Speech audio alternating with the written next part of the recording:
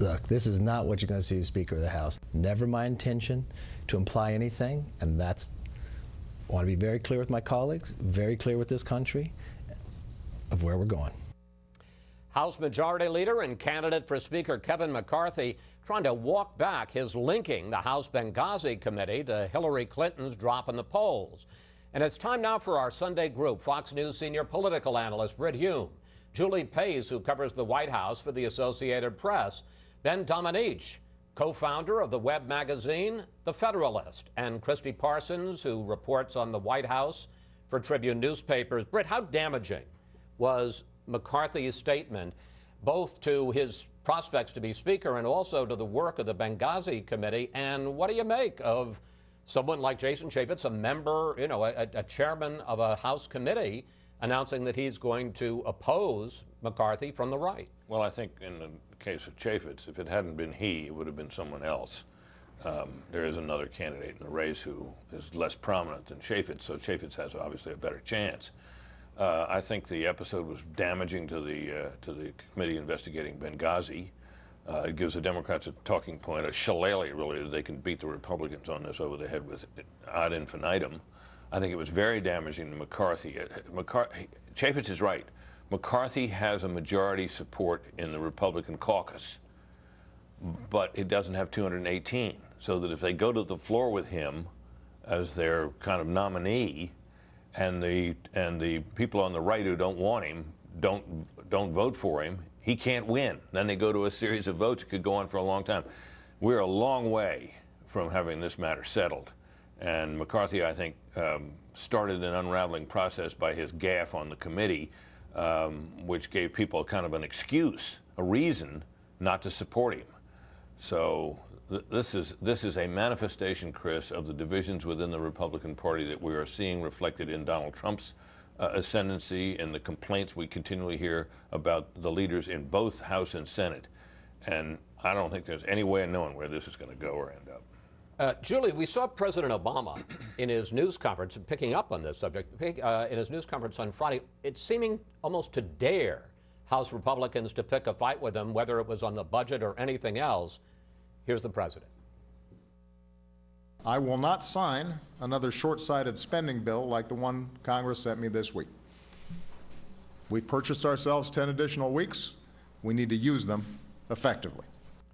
With the split that we have seen, and then we saw again this morning, among House Republicans, do the president and White House officials feel that they can beat Republicans, congressional Republicans, in any kind of a showdown, whether it's on the budget or the debt limit or any of these things? Well, later in that news conference, you saw the president acknowledge that the speaker's race is basically going to cause a lot of chaos around the things that he's talking about there, the debt limit possibly, and the budget fight. I mean, they think that McConnell and previously Boehner had looked at the landscape and figured out that a shutdown, a fight over the debt ceiling is not good for Republicans going into the 2016 election. They think that McConnell is still in that same place. The open question is whether the new speaker will be in that same place. The White House has been operating under the assumption that the speaker would be McCarthy. Now, obviously, with Chaffetz in the race, this gets a little more complicated. But they do think that the politics for Republicans as well as Democrats favors a pretty clean, straightforward budget process, not a shutdown.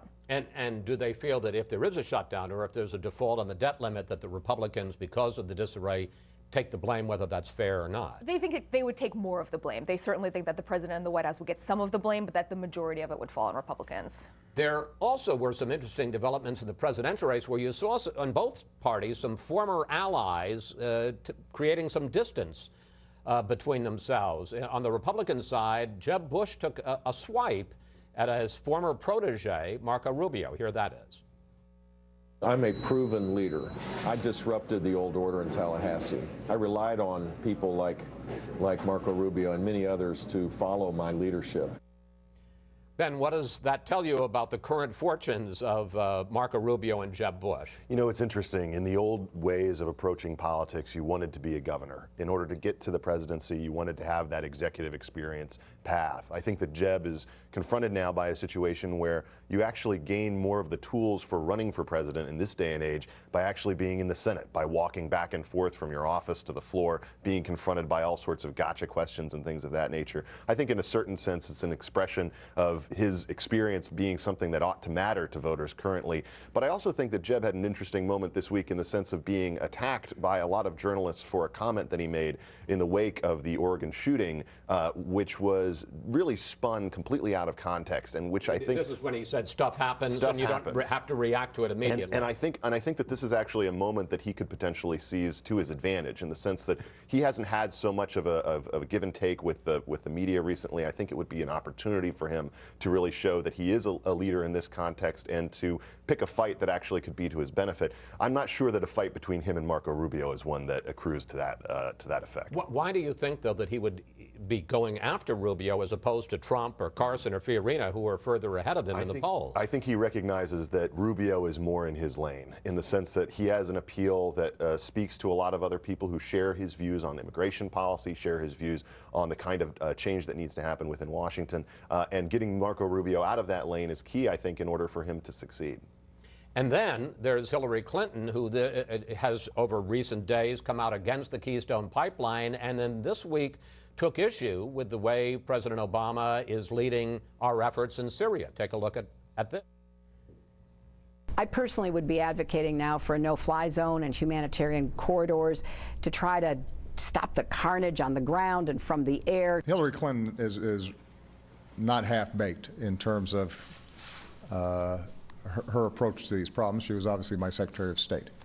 But I also think that there's a difference between running for president and being president.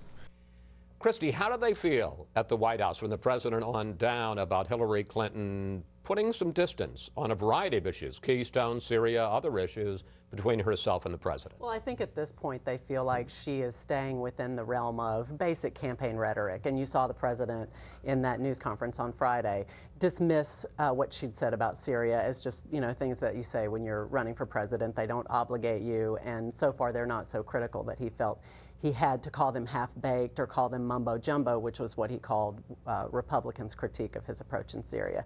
I don't think they love it, but I think the president's willing to keep it kind of cool until she becomes more strident in her criticism of him. I was going to say, do you have the sense that there's sort of a line that if she stays on this side of the line, they're going to be okay with it, and if she goes to that side of the line, they might push back? Yeah, I think that might be the case, and I think you saw that line staked out in her memoir. She made it very clear there are a few places where she's broken with the president on policy while she was Secretary of State. She's clearly laid those out as things that she wants to claim. She wants to be able to show some daylight and also distinguish herself a little bit. She is more hawkish than he is. That came out in the 2008 primary, and it came out while she was serving as Secretary of State. All right, I got a minute left. I want to share it between my two White House watchers. What's the latest on the Biden watch? In or out?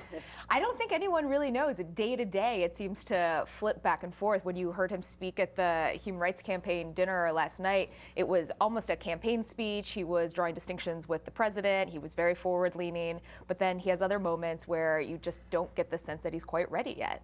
Yeah, I think that's right. I think the president, or the vice president, did an interview with a Catholic magazine this week where he sounded very much like he did in his interview with Colbert a few days ago. Where he's emotionally not there. He's emotionally not there. He's not ready to say, I'm in. I also think it's clear he's not ready to say, I'm out. Is he, in 10 seconds, will he be in the Democratic debate mid-month or not? I don't think so. I don't think so. All right, there we go. And I know I'm not going to ask Brit because he hates predictions, which makes him the smartest person on the panel. All right, we have to take a break here. We'll see you all a little later.